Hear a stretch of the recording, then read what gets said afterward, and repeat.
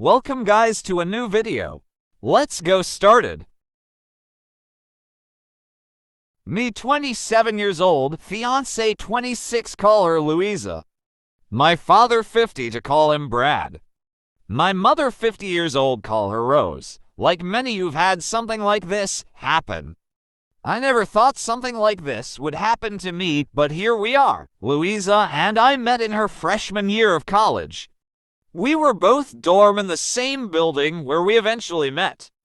We later found out we lived 2 towns away from each other, so whenever we went home, I let her drive with me. It was only added like 20 minutes, so it was no big deal. After multiple trips and hanging out at school, we started to date. I have a close-knit family, as did she.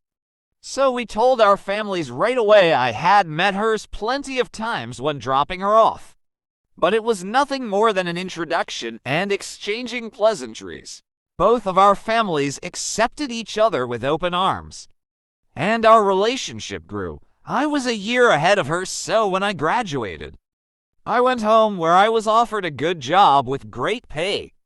I visited her at school whenever I got the chance, and whenever she came home, we would make time for each other. After she graduated, she moved in with me as both of our jobs were in the city near where we grew up. Like me, she was offered a position at the company she works at now with great pay. After living together for about 3 years, I proposed. And we have been planning our wedding since. Now onto the part you're all reading for. Looking back, there was plenty of things I overlooked that I just wrote off, thinking my father was just trying to welcome my ex into our family. Things like my father calling her all the time.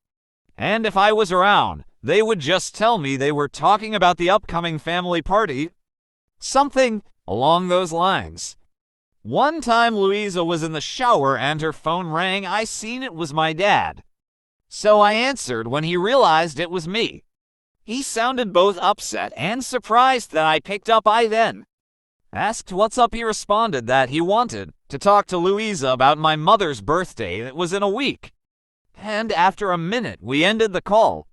Even typing this out now, I feel like an idiot for not seeing it sooner. On the day I found out, it was like any other day. Louisa had Thursdays off, so she made breakfast for both of us. When I set out for work, she gave me a kiss and told me to have a great day. During my drive to work, I realized I had forgotten some paperwork I would need for a meeting I had at 3 p.m. I shrugged it off and told myself I would just go home at lunch to get it. Louisa texted me throughout the day talking about all the casual stuff a couple talks about, like, "What do you want for dinner? I did the laundry. Do you want me to hang it up for you? Blah, blah, blah." I didn't think it necessary to text her. I was coming home for lunch, so when it came around, I just left work and went home. When I got home, I noticed a car that looked like my father's in our parking lot. But I didn't think anything of it and just parked and went into our building. When I opened the door, I was met with a scene out of a movie where a man comes home early and catches his spouse cheating. Such a cliche. There was a trail of clothes, both his and hers, leading to my bedroom, and the sound of faint moans echoed through my apartment. I stood at the door in utter shock. My brain was a mix of rage, sadness, and disgust, but if you were a fly on my wall, you would see what looked like a statue. I just couldn't move. When I finally snapped to, not knowing how much time had passed, I took out my phone to record. I picked up all the clothes that were on the floor and threw them into the hall of the building. After, I filmed the walk to my bedroom. The door was open. I stood in the doorway filming for about a minute, then flipped on the lights. They both jumped at the sudden light and looked at me, and to my utter shock, it was my father in the bed with her. After the initial stun, my father noticed I was recording and started to panic, trying to find anything to cover himself and telling me to stop recording. He found a towel and wrapped it around himself and started to walk toward me. I told him, "If you don't want to get hurt, stop coming to me." He either didn't care or didn't hear me and reached for my phone. I hit him square on the jaw, his head bounced off the door and slumped to the ground.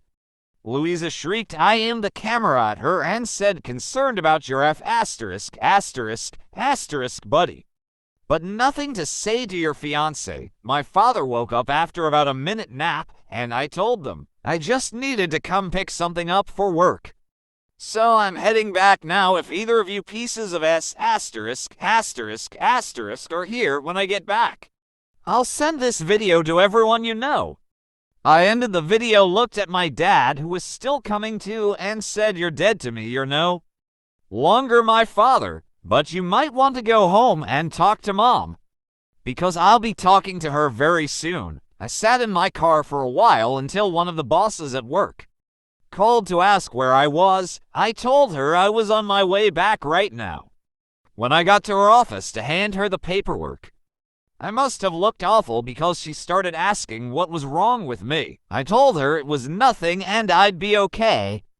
I could see her scanning me up and down, and she noticed some blood on my collar and stood up, rushed to me, and said, you're bleeding. I looked down and said it was my father's. She looked confused. So I pulled out my phone and showed her the video. She watched it in its entirety. She was introduced to Louisa a few times, but never my father. She sat there silent for a moment until it finally clicked that my fiancé was cheating on me, but not only was she cheating, it was with my father. She asked if there was anything she could do, suggesting I take some time off, but I told her I can't go back there right now, that I just need a minute and I'd be fine for the meeting, and I have another shirt in my office. The meeting went over fine. I put on a smile for everyone like nothing had happened. My boss came up to me after the meeting and asked how I could do that, but I just said I don't know and went to my office. I then came home, and I was alone for the first time in a very long time. Thank you for reading. I'm sorry I carried on so much, but it was therapeutic getting everything down. I just don't know what to do. I defiantly need to get the hell out of this apartment. I just can't live here anymore, and there's no possible way I'm sleeping in that bed. Let's check out some people's advice. I can't even imagine how you feel. Louisa and your father are truly disgusting. Talk with your mother, as you both will need someone to lean on. I would let everyone know what they've done, as they're gross and disgusting. I'm so sorry this happened to you, but you will be better without knowing she's capable of this. Have your fiancé moved out? Is she on the lease? Speak to your other family members so they do not get a twisted version of what happened. You will need support from friends and family except your father.